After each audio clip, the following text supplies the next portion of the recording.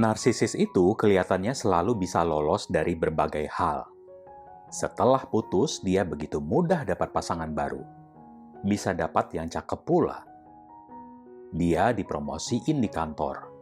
Dia bisa lebih cepat akrab sama orang-orang penting dan tersohor. Selalu menunjukkan persona bahagia, tertawa gembira dan nemplok sana-sini. Pokoknya selalu up to date. I ain't gonna lie, you got some race, bro. Kata anak-anak sekarang. Sementara korban dan penyintas hanya bisa diam, melongo, muter-muter di situ aja kayak orang senewan. Saya pernah di posisi ini juga ya teman-teman. Jadi tenang, kalau saya bisa, kalian juga pasti bisa. Dan kalian gak sendiri, kalian bisa pulih dan bisa kembali menikmati hidup.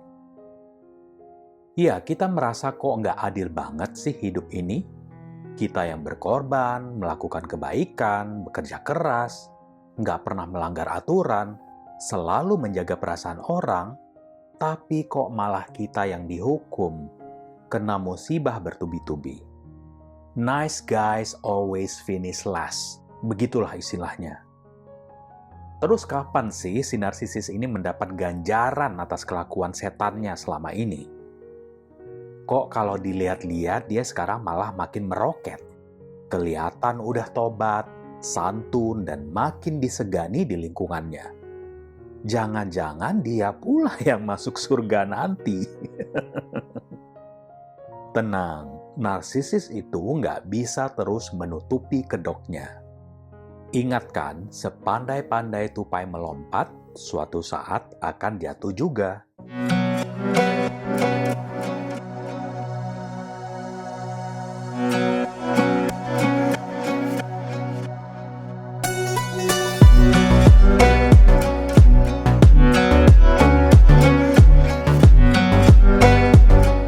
Halo, selamat datang di Girakai bersama saya, Aden Giri.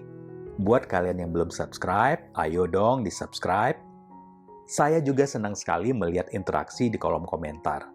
Terima kasih banyak sebelumnya. Narsisis akan selalu lari dari masa lalu mereka. Dari orang yang satu ke orang lain. Dari tempat yang satu ke tempat yang lain. Usaha yang satu ke usaha yang lain. Karena mereka udah nipu si A, mencuri dari si B, atau selingkuh dari si C. Ya, mereka harus lari dari masa lalu karena kalau mereka tetap di sana, mereka harus mempertanggungjawabkan semua perbuatannya. Tapi narsisis juga akan lengah dan kehilangan semua karisma, kecerdasan, dan pesona fisiknya. Selain itu, akan mulai bermunculan korban-korban yang tersadar dan paham siapa si narsisis sebenarnya. Mereka akan menuai apa yang mereka tabur. Seiring berjalannya waktu, kebohongan dan pengkhianatan yang dilakukan narsisis kepada keluarga, teman dekat, atau rekan bisnis akan semakin menumpuk. Perlahan-lahan, orang-orang mulai sadar, jengah, dan gak mau lagi berurusan sama narsisis. Pesona dan persona narsistik mereka memang bisa menghimpun dan mendatangkan orang-orang baru. Setidaknya ketika mereka masih muda, gesit, dan berpenampilan menarik. Namun seiring bertambahnya usia, hal-hal dangkal yang biasanya mereka andalkan udah gak mempan lagi. Belum lagi pikiran mereka lambat laun mulai lelet. Taktiknya udah mulai gampang ketebak.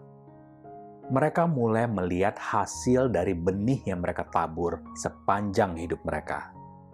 Terkadang ini bisa terjadi lebih cepat. Bayangkan betapa capeknya harus terus-menerus mikirin strategi baru untuk nipu orang-orang baru.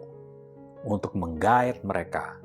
Karena mereka udah membakar jalinan persahabatan, usaha, atau hubungan sebelumnya. Masa lalunya mulai menghantui dan menelan diri mereka hidup-hidup. Hanya dalam hitungan beberapa tahun aja, begitu banyak orang datang dan pergi dari hidup mereka. Mereka harus terus-menerus memperbarui suplai, orang-orang di sekitar mereka. Karena orang-orang yang pernah berada dalam hidupnya pada akhirnya melihat rupa aslinya dan gak mau lagi mendukung dan menggubris perilakunya. Bom cintanya udah gak laku lagi dijual. Mereka menjadi orang tua pemarah yang kesepian tanpa sistem pendukung di sekitar mereka. Mereka nggak lagi punya kendali ataupun orang-orang yang dulu mereka sepelekan. Nggak ada seorang pun di sekitar yang mau dengerin kisah-kisah halunya tentang kehebatan dan kejayaan di masa lalu atau cerita sedihnya bahwa mereka korban si Ono ini. Ya, dosa masa lalu mereka pasti akan menyusul mereka. Kebanyakan narsisis nggak hanya terkapar sendirian, tapi juga akan mengalami masalah kesehatan yang serius, atau bahkan berakhir di penjara. Hal ini terjadi karena mereka nggak lagi memperoleh pasokan energi yang tepat di luar sana, seperti yang selama ini kalian berikan. Energi yang mereka curi dari korbannya selama bertahun-tahun mulai bermanifestasi sebagai penyakit di tubuh mereka.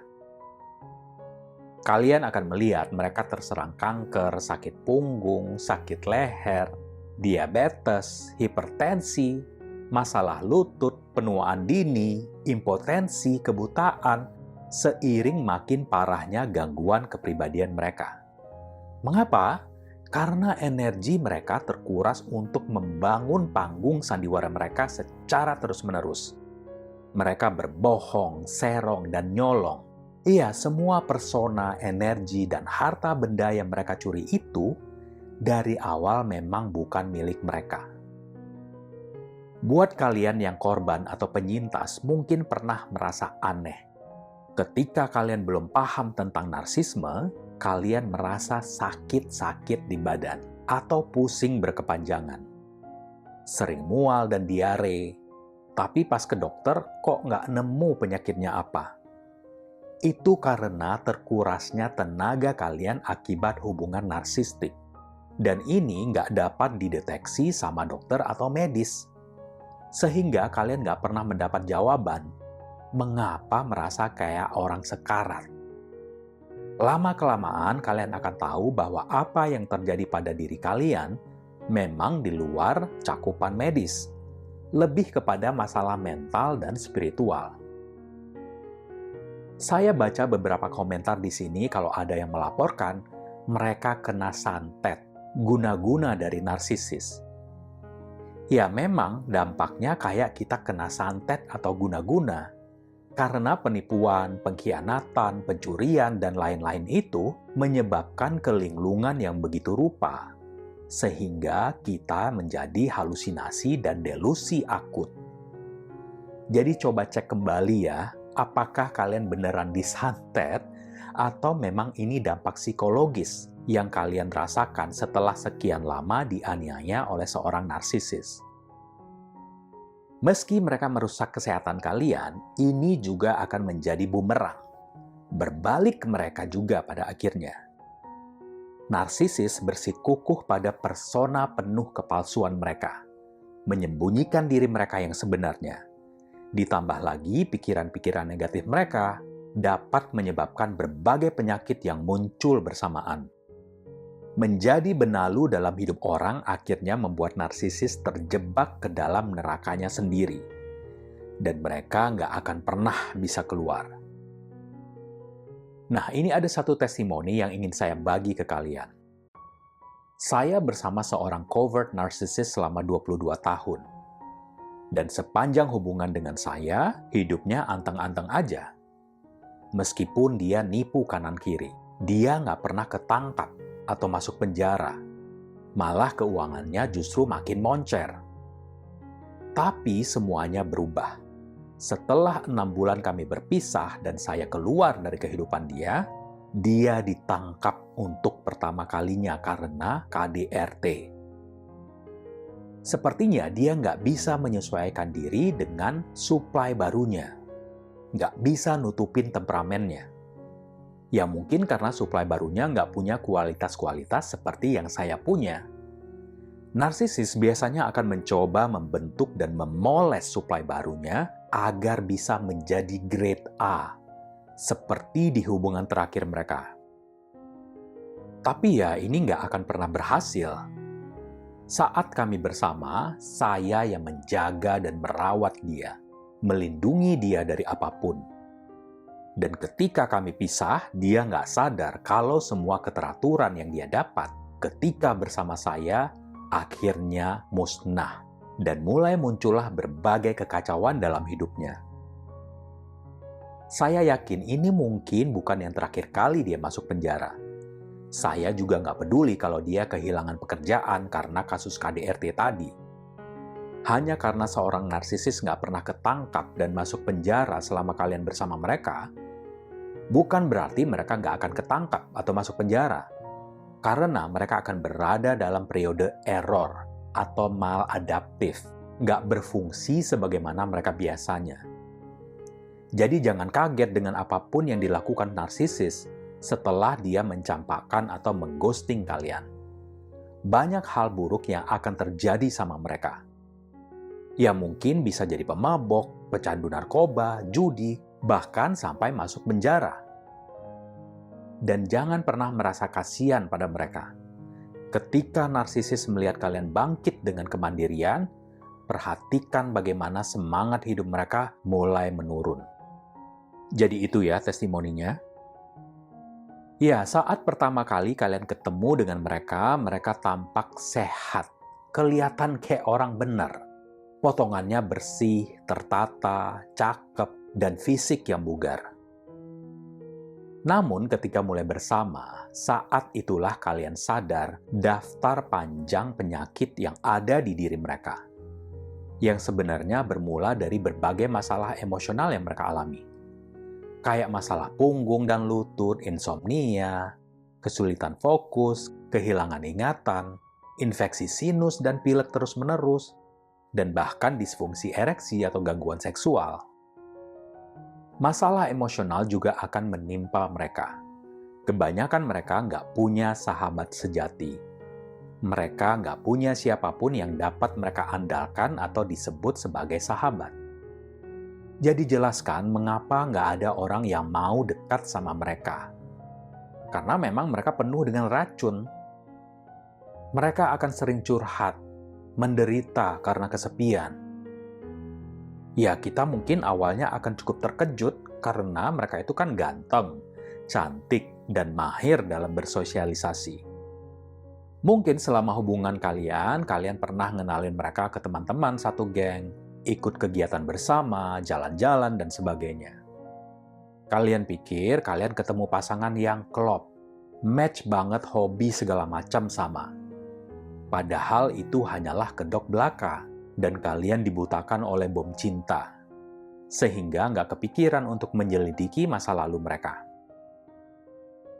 Ketika kalian cerita tentang masa lalu kalian, mereka cemburu dan malah menghakimi. Sementara mereka merahasiakan masa lalunya, hanya beberapa detail yang sangat samar yang mereka kasih.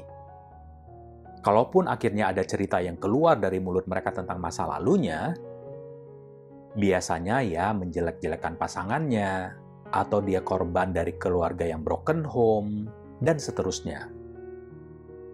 Mereka akan menyimpan rapat semua rahasia mereka sebagai penipu, tukang serong, dan maling.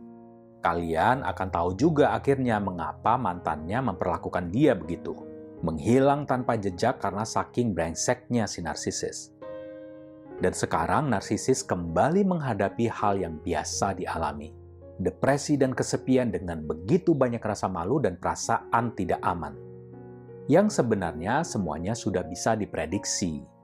Dosa masa lalu akan menghantui mereka.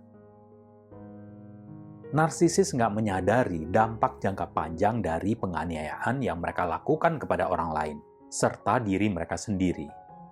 Sampai itu semua melumat diri mereka sendiri dan udah sangat terlambat untuk mengubahnya.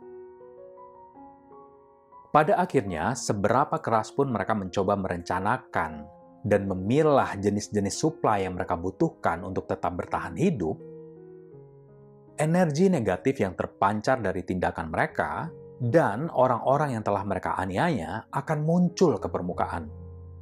Dan orang akan mulai bertanya-tanya, Kenapa sih tuh orang?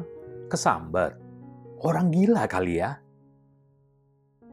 Dan di titik tertentu, seseorang akan muncul untuk nunjukin kedok mereka. Jadi mereka akan sembunyi untuk menghindari ketemu dengan orang-orang yang telah mereka sakiti, mereka tipu, mereka curi harta bendanya. Singkatnya, akan ada lebih banyak orang di luar sana yang membantu mengungkap kebenaran, sehingga keadilan akan ditegakkan. Siapa yang menabur angin, dia akan menuai badai. Mereka nggak bisa menghindar dari kehancuran dan hari pembalasan.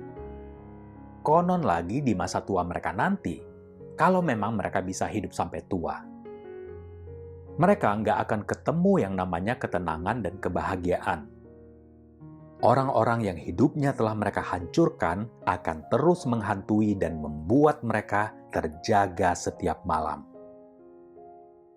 Kalau kalian suka konten ini, silakan subscribe, like, dan komen. Dan kalau kalian punya rezeki lebih, kalian juga bisa menyumbang super thanks buat saya. Semoga konten ini bermanfaat. Terima kasih atas perhatiannya. Salam hangat dan sampai jumpa.